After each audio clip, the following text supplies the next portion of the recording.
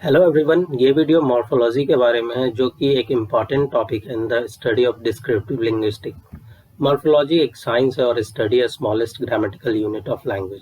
सो किसी भी लैंग्वेज का जो स्मॉलेस्ट यूनिट होता है उसका स्टडी मॉर्फोलॉजी है और इसे साइंस इसलिए कहा गया है क्योंकि एक सिस्टमैटिक स्टडी है end of their formation into words by inflection, derivation and composition. So it is a kind of study किसी भी वर्ड का जो फॉर्मेशन है उसके रिगार्डिंग। जैसे वर्ड का फॉर्मेशन कैसे होता है, हम लोग जैसे हिंदी में जानते हैं कि शब्द के रचना के आधार पे 3 भेद है, रूढ़, यौगिक, योग रूढ़, या फिर व्युत्पत्ति के आधार पे 4 भेद है, तत्सम, तद्भव, देशज, विदेश। वैसे इंग्लिश में ही जो वर्ड का फॉर्मेशन है उसका स्टडी मॉर्फोलॉजी में किया जाता है। जैसे कि वर्ड जो इंग्लिश वर्ड है वो कैसे इन्फ्लेक्शन या फिर डेरिवेशन या कंपोजिशन से बना हुआ है। It studies how the words are formed, where they originated from, and what their grammatical forms are, what the function of prefixes and suffixes in formation of words are, and why and how the words form change.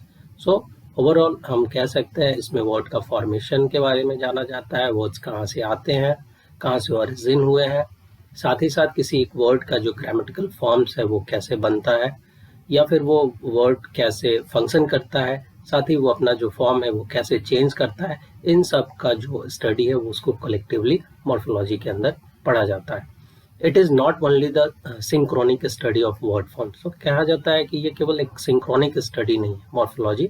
Synchronic which means contemporary, the study of जो contemporary word है उसी का केवल study नहीं है morphology, but it is also the study of diachronic of word form. So it is also a diachronic which means कि history, मतलब word का क्या हिस्ट्री है, उसका डेवलपमेंट क्या है। तो मॉर्फोलॉजी में किसी भी वर्ड का जो डेवलपमेंट है या उसका जो हिस्टोरिकल पॉइंट है उसके बारे में भी स्टडी किया जाता है। In morphology the morpheme is the minimum और स्मॉलेस्ट यूनिट। सो मॉर्फोलॉजी में एक स्टडी में क्या एक टर्म आता है मॉर्फिम। तो मॉर्फिम सबसे जो स्मॉलेस्ट यूनिट को कहा जाता है, किसी वर्ड का जो सबसे स्मॉलेस्ट यूनिट है उसको मॉर्फिम कहते हैं। ए morpheme may or may not have meaning and may or may not have phonological representation. So morphology तो एक सबसे जरूरी चीज की स्मॉलेस्ट यूनिट है, इसके बाद उस वर्ड का कोई भी खंड या टुकड़ा नहीं कर सकते हैं। तो इस मॉर्फोलॉजी जो मॉर्फिम जो वर्ड है मॉर्फिम, उसका आप मतलब उस सबसे स्मॉलेस्ट यूनिट है, उसका आप उसके बाद उसको डिवाइड नहीं कर सकते। साथ ही साथ एक मॉर्फिम का मीनिंग हो भी सकता है और नहीं भी हो सकता है। जैसा कि आप यहाँ देख सकते हैं इस टेबल में, जैसे अनफेथफुलनेस है तो इसको आप अनफेथफुल और नेस, इस टाइप से ये 4 जो कॉन्स्टिट्यूएंट है उससे मिलकर बना है। वही टेलीफोन्स का बात करें तो इसमें ये 3 कॉन्स्टिट्यूएंट से मिलकर बना है, जैसे टेलीफोन और एस से।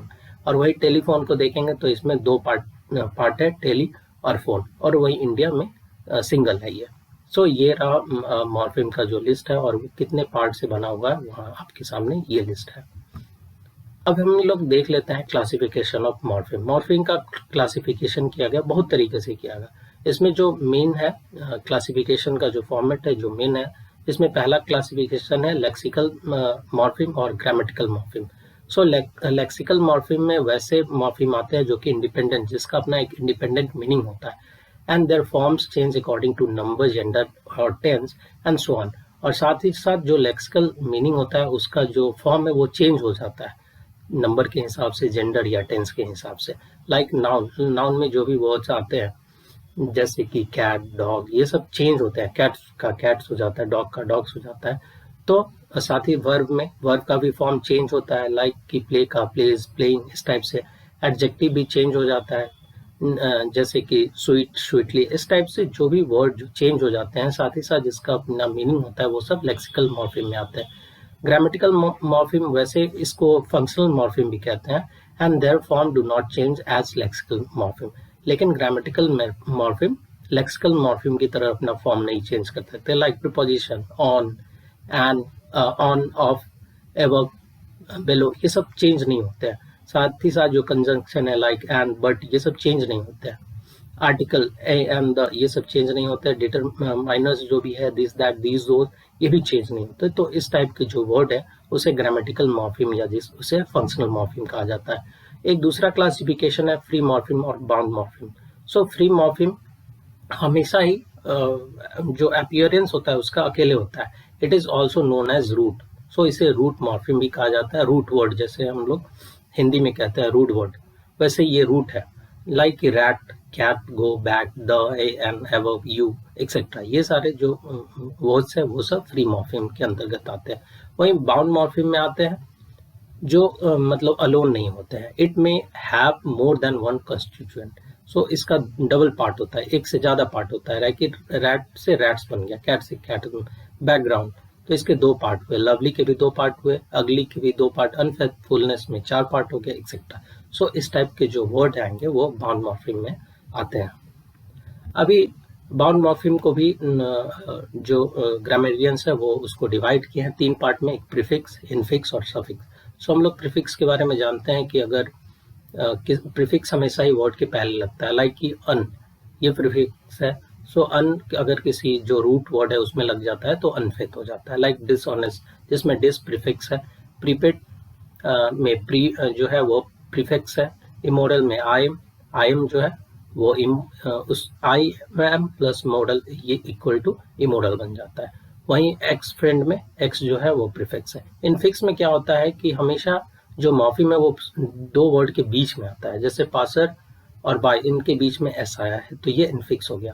वहीं कप और फुल के बीच में एस आया, ये कप्स फुल हो गया। वहीं स्पून और फुल के बीच में एस आया है तो ये स्पून्स फुल हो गया। सो इस टाइप से इनफिक्स हमेशा ही दो वर्ड के बीच में आते हैं।